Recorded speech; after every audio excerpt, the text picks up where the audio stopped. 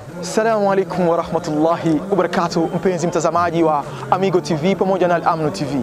Umoja ni nguvu, utengano ni udhaifu. Kidole kimoja akivunji chawa, haba na haba ujaza kibaba, mkono mmoja haujengi. Maneno haya yote, methali hizi zinaonyesha umuhimu wa kuwa kitu kimoja na kushikamana. Na ndio kwa maana tunasema mshikamano umetutoa ukumbini na kutupeleka uwanjani. Safari hii ya kuelekea kwenye mashindano makubwa ya kuhifadhi Qur'ani katika nchi yetu ya Burundi, kwa wale wenye kuja safari za angani na wale wenye kutumia maji kwenye safari zao, hata wale wenye kutumia ardhi, wote kituo chetu ni kimoja, Buterere Masjid Adai, kwenye uwanja wa Laidi, sehemu ambapo kuanzia asubuhi saa 1 kamili hadi saa 7 mchana tutakuwa tukishuhudia vijana 20 wa Burundi wakishindana kunako kitabu kitukufu cha Mwenyezi Mungu ambacho ni Qur'ani. Na hapa tuko Airport Melchior Ndadaye, sehemu ambapo tunawapokea majaji au jaji kutoka katika nchi ya Tanzania, judges ambao wamewakilishwa au wametumwa na taasisi ya Al-Hikma Foundation kuja kuongeza nguvu katika ule umoja, katika ule mshikamano, ili kuyafanya mashindano ya Qur'ani katika nchi yetu ya Burundi yawe makubwa na yawe mazuri zaidi. Hii ni Amigo TV pamoja na Al-Amnu TV. Shuhudia mgeni wetu anavyowasili katika nchi ya Burundi na ni yapi ambayo anatuletea kama zawadi ya mazungumzo baada ya kuwasili katika nchi yetu pendwa ya maziwa na asali ya Burundi.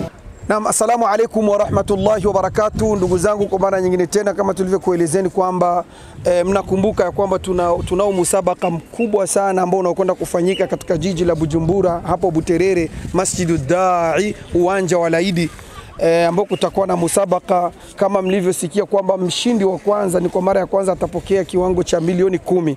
Hivyo basi, na pia ni kwa mara ya kwanza kuwapokea watu kutoka nje ya nchi, na miongoni mwa wale ambao tuliotarajia kutoka nje ya nchi ni majaji, ambapo tuna majaji wawili ambao kutoka Tanzania, nchi jirani, na hivi tunaongea tayari mmoja amekwisha tua katika uwanja wa ndege wa kimataifa wa Melchior Ndadaye Bujumbura, ambaye ni ndugu yetu bwana Hashim Madenge. Tunasema sana ndugu yetu, karibu sana katika nchi yetu ya Burundi. Jihisi huko nyumbani shekhe, karibu kwa kweli insha Allah. Naam, bismillahirrahmanirrahim. Alhamdulillah wassalatu wassalamu ala rasulillah wa ala alihi wa sahbihi wa man walah, amma ba'd. Baada ya kumshukuru Mwenyezi Mungu Subhanahu wa Ta'ala na kumtakia ziada za kheri Mtume Muhammad sallallahu alayhi wasallam, awali ya yote ninamshukuru Mwenyezi Mungu Subhanahu wa Ta'ala kwa kuniwezesha kutua ndani ya nchi hii jirani pendwa kabisa, nchi yetu ya Burundi, katika jiji hili la Bujumbura, katika uwanja wa kimataifa ulioko hapa Burundi, Melchior Ndadaye, nikiwa nimepokelewa na ndugu yangu Al-Habib Sheikh Zubair Bizimana pamoja na Sheikh Musa Pedaye. Nimefurahi sana na nimeshuka salama alhamdulillah ndani ya majira haya ya mchana wa dhuhuri, na niko tayari kwa ajili ya kushirikiana na ndugu zangu wa nchi hii ya Burundi katika jambo la Qur'ani ndani ya eneo la Bujumbura, maeneo ya Buterere. Ahsantum wa jazakumullahu khairan. Nimefurahi kushirikiana nanyi katika jambo hili adhim. Nami Sheikh Hashim Madenge ambaye amefika hapa kwa salama ndani ya uwanja wa ndege wa Melchior Ndadaye ndani ya jiji hapa la Bujumbura. Sheikh, kwanza tunakukaribisha sana katika nchi yetu pendwa hii. Asante sana. Na nadhani hali ya hewa sio tofauti sana na nchi yetu ngeni ya Tanzania. Ni kweli. Mimi ningependa kuuliza swali. Ni kwa mara ya ngapi sasa unafika ndani ya nchi ya Burundi? Asante. Kiukweli katika nchi ya Burundi ni mara yangu ya kwanza. Sijawahi kukanyaga ardhi hii, lakini kwa mwaka huu ndio mara yangu ya kwanza kuja katika nchi hii ya Burundi. Na ni Qur'ani ambayo imekuleta katika mashindano ya Qur'ani. Qur'ani imekuleta ndani ya nchi ya Burundi. Na nadhani ni watu wa Qur'ani sana ambao wapo ndani ya nchi ya Tanzania. Kwa nini achaguliwe Sheikh Hashim Madenge peke yake? Allahu Akbar. Kwanza nishukuru kwa uchaguzi huu ambao umefanywa na viongozi wangu kule nchini kwetu Tanzania. Lakini ikiwa ina maana au sababu, labda ni kwa sababu nimeshiriki sana katika mambo ya Qur'ani. Kwanza katika kushiriki mimi mwenyewe kama mshiriki au mshindani, lakini pia kuwa katika sehemu ya majaji ambao tunahukumu mashindano mbalimbali ndani ya nchi yetu ya Tanzania. Ni vipi Sheikh Hashim Madenge amejiandaa kwa ajili ya kukaa katika lazima tutahkim ya mashindano makubwa ambayo yatafanyika ndani ya nchi yetu hii ya Burundi? Sheikh Hashim Madenge, umejiandaa vipi katika mashindano haya makubwa ambayo yanakuja kuwa kama vile mhukumu? Ahsantum. Nimejiandaa kuja kushirikiana nanyi katika jambo hili vizuri, kwa sababu ni miongoni mwa kazi ambazo tunazifanya kwa muda mrefu. Takriban zaidi ya miaka 10 tunashiriki katika kujaji mashindano mbalimbali, yakiwemo mashindano makubwa ya mabara kule Tanzania chini ya taasisi ya Al-Hikma Foundation chini ya Sheikh Nuruddin Kishki. Kwa hiyo nimejiandaa vilivyo na nimejiandaa vizuri kwa ajili ya kuja kushirikiana nanyi juu ya kuwahukumu na kuwapima vijana wetu 20 ambao watakaoshiriki katika mashindano haya makubwa ndani ya nchi hii. Ni mashindano makubwa ambayo yanafanyika ndani ya nchi yetu hii ya Burundi na yana kauli mbiu ambayo inasema Qur'ani kamba ya mshikamano, ambayo ni tiba ya mfarakano. Ni nini ambacho unaweza kusema kuhusiana na kauli mbiu hii ambayo wametuandalia ndugu zetu wa Fawza Seruzi? Kwanza ni mshikamano, tiba ya mfarakano. Kwanza ni wapongeze kwa kauli mbiu hii. Qur'ani ni kamba ya mshikamano, tiba ya mfarakano. Ninachoweza kusema hivi ndivyo Qur'ani ilivyotueleza.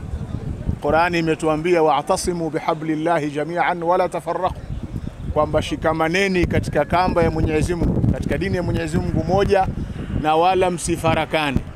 Kwa hiyo ikiwa Qur'ani imesema hivyo, na sisi tumeichukua kama kauli mbiu kwamba Qur'ani ni kamba ya mshikamano lakini tiba ya mfarakano, maana yake tumeakisi na tumetafsiri kwa vitendo aya ambayo Allah Subhanahu wa Ta'ala ameieleza, na tumuombe Mwenyezi Mungu Subhanahu wa Ta'ala ajalie tushikamane, lakini pia iwe ni tiba ya kufarakana kwetu kwa baraka ya Qur'an.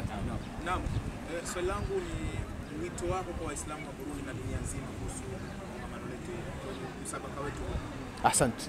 Natoa wito kwa Waislamu wote wa Burundi na dunia kwa ujumla juu ya kuikimbilia Qur'an, juu ya kuipa nguvu Qur'ani, juu ya kuihamasisha Qur'ani kwa vijana wetu, ili mradi Qur'ani iweze kuhifadhiwa, iweze kusomwa, iweze kufanyiwa kazi, ili tuweze kufaulu duniani na akhera, kwa sababu hili ndio lengo la Qur'ani. Kwa hiyo wito wangu kwa Waislamu wa Burundi, kwanza tushikamane na Qur'ani ambayo